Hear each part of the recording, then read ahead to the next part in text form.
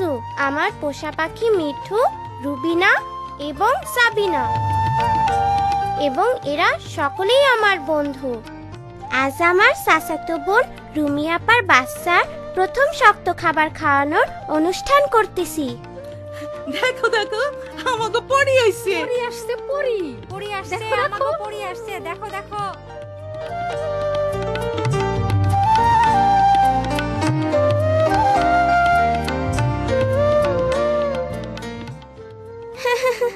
দীপু আমাগো গ্রামে সব থেকে দুষ্টু ছেলে হইলেও সকলে তারই উপকারী পরি বলতেছে।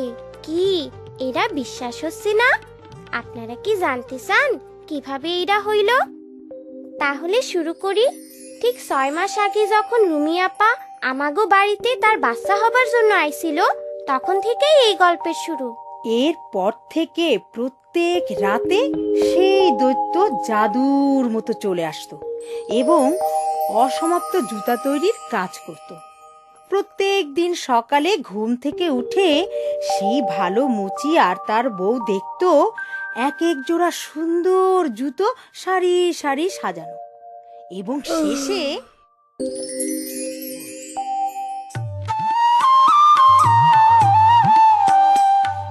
পরের দিন আমরা সব বন্ধুরা মিলে ভাবতেছিলাম কিভাবে ছুটির দিনগুলো কাটাবো।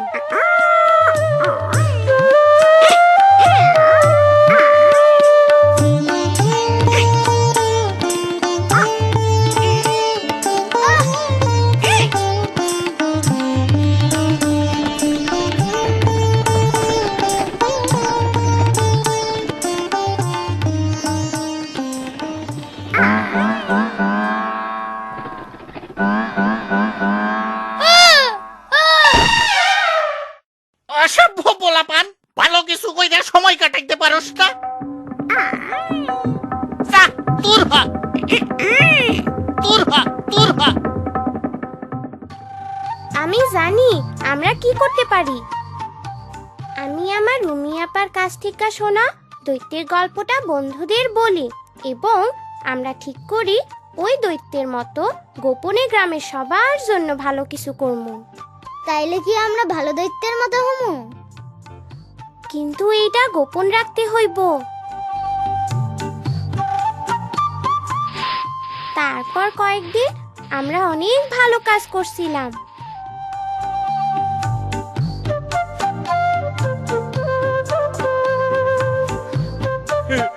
তাড়াতাড়ি আসো, তাড়াতাড়ি আসো, দেখো আমাদের উঠান পরিষ্কার পরিচ্ছন্ন।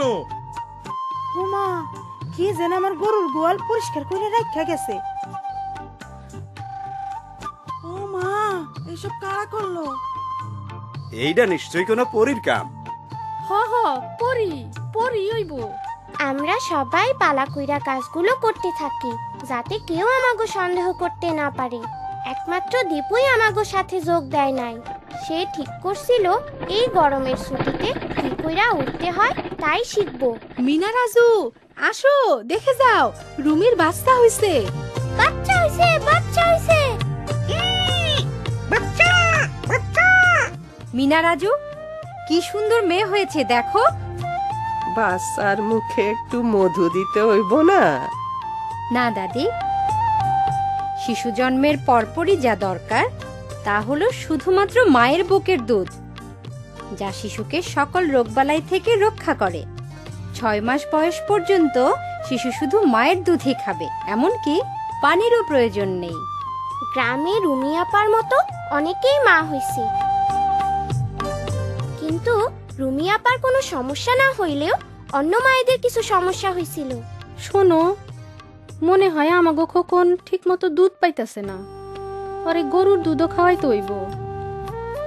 ও না, উনি তো ঠিক বলতেছেন না। চলো মিনা, ওরা আমাকে দেখে ফেলবো। কিন্তু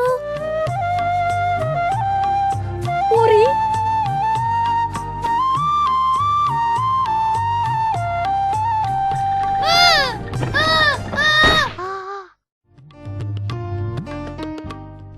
এর মধ্যেই গ্রামের লোকজন ভাবতে লাগলো যে তারা পরীকেই দেখেছে।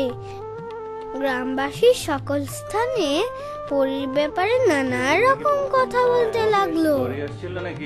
কেউ বলল গাছের উপরে অনেক ফুল ফুটছে, সেইখানে পরী দেখছে।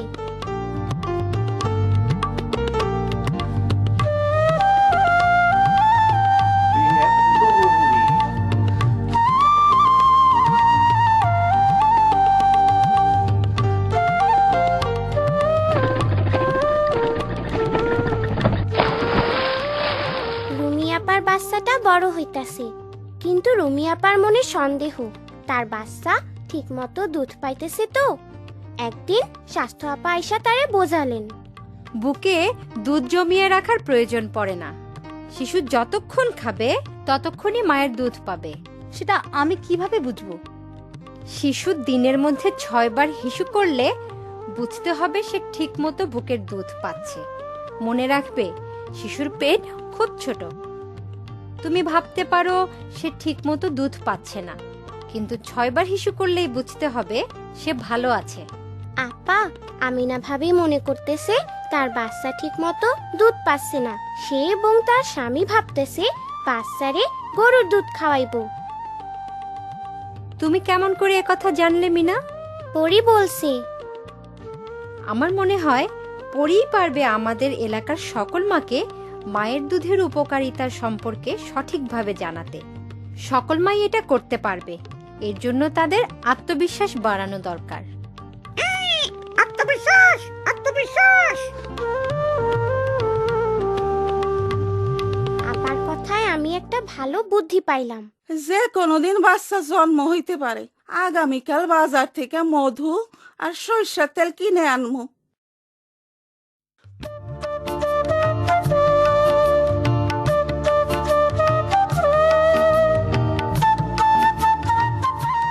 নিজের প্রতি আস্থা রাখতে হবে। 6 মাস পর্যন্ত শিশুকে মায়ের দুধ ছাড়া অন্য কিছু দেওয়া যাবে না। এ ব্যাপারে কোনো কিছু জানার থাকলে অবশ্যই স্বাস্থ্য আপার সাথে কথা বলতে হবে। পরি আমাদের সব সমস্যার কথা জানে।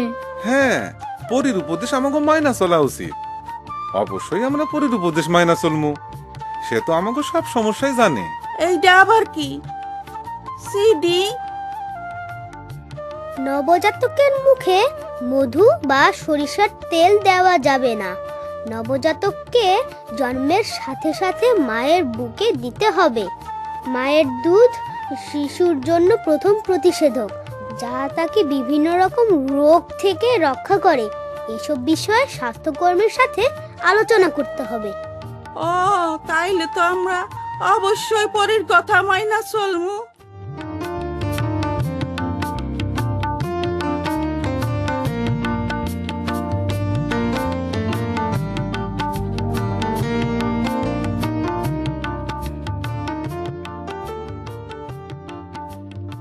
আমাগো ছুটির শেষ রাইতে আমরা আমাগো শেষ ভালো কাজটা করতে গেলাম।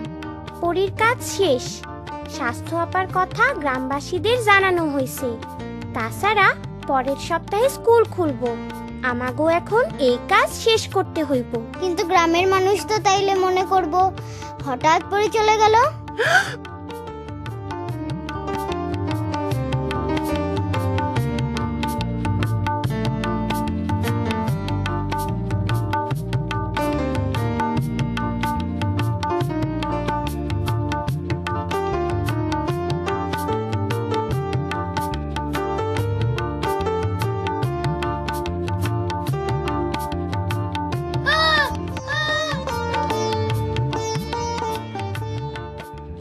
আরে পরী, আমরা পরী পাইছি। পরী পাইছি। এইভাবেই দীপু হিরো হইয়া গেল। আমরা অবশ্য এতে কিছু মনে করি নাই। আমরা অনেক মানুষের উপকার করতে পারছি এবং স্বাস্থ্য আপার সকল তথ্য সবার মধ্যে পৌঁছাতে পারছি। আর আমরা খুব মজা করছিলাম। খুব মজা, খুব মজা।